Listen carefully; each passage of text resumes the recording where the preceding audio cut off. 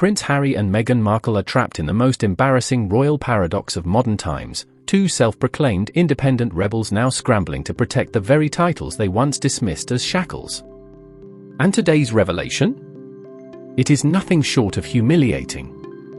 Harry is reportedly begging Meghan to stop obsessively monitoring their royal titles, not because he's suddenly found dignity or clarity, but because he fears her frantic fixation could ruin his quiet campaign to slither back into the UK establishment.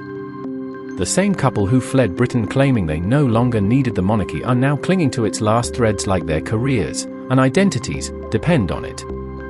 Spoiler alert, they do. This is not a royal love story.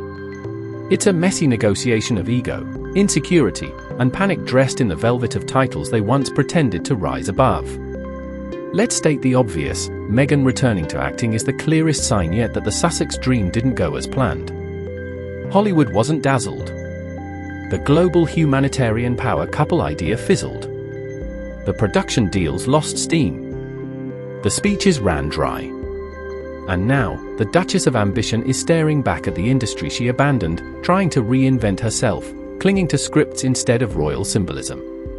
But here's the kicker, Meghan reportedly monitors royal protocols, titles, and palace activity as if Buckingham Palace were a Netflix series and she is the showrunner. It exposes a brutal truth, she hasn't moved on. She cannot move on. Her brand needs those titles like oxygen, and without them, she is simply another actress in a competitive industry where relevance fades quickly. Harry knows this. And that's why he's panicking.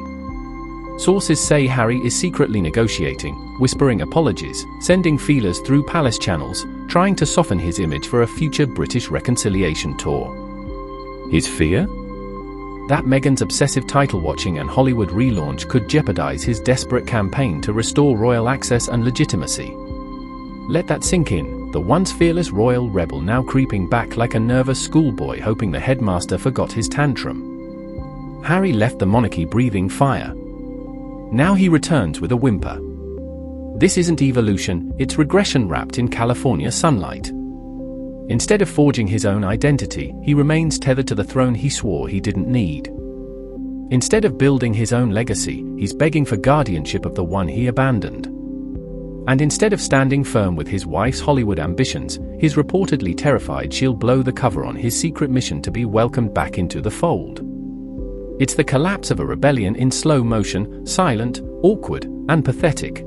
Meghan, meanwhile, seems unmoved by Harry's anxieties. Her eyes are locked on her comeback role and the royal label she believes still elevates her above Hollywood peers. Without Duchess, she is simply Meghan Markle, and the industry has already seen that version. The royal gloss is her costume now, and she refuses to take it off. This dynamic exposes the core of their downfall. They left the monarchy, but they never left the mindset. Freedom without power was never the goal. They wanted to conquer a throne while standing outside of it.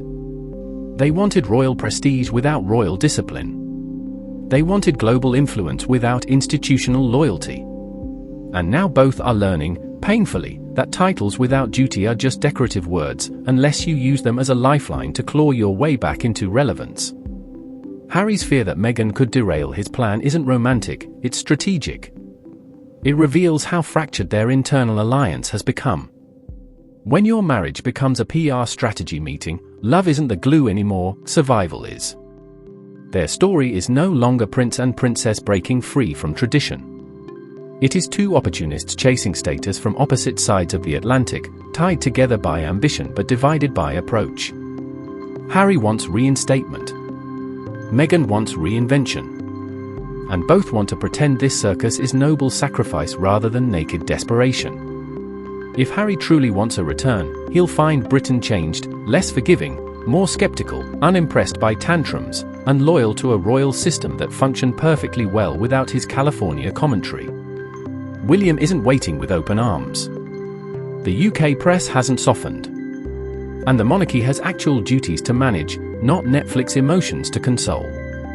In this saga, the monarchy won by simply outlasting them. What remains of the Sussex brand now? A fragile marriage between ambition and insecurity. Titles neither wants to relinquish. Dreams neither can achieve without palace power. and a public watching two former royals twist themselves into knots trying to reclaim relevance they threw away. For a couple who once claimed, "We don't need the crown," they now orbit it with an anxiety that exposes the truth: without the royal family, they are not the global icons they imagined, they are simply famous for past proximity. And so Harry pleads and Meghan obsesses, two people trapped between ego and reality, unable to fully leave and too humiliated to fully return. A rebellion that collapsed into dependence. A love story turned brand partnership. A prince begging and a duchess watching, not for love of monarchy, but fear of losing the only thing that ever elevated them above the crowd. In the end, freedom was never the prize. Attention was. And attention, like royal titles, is running out.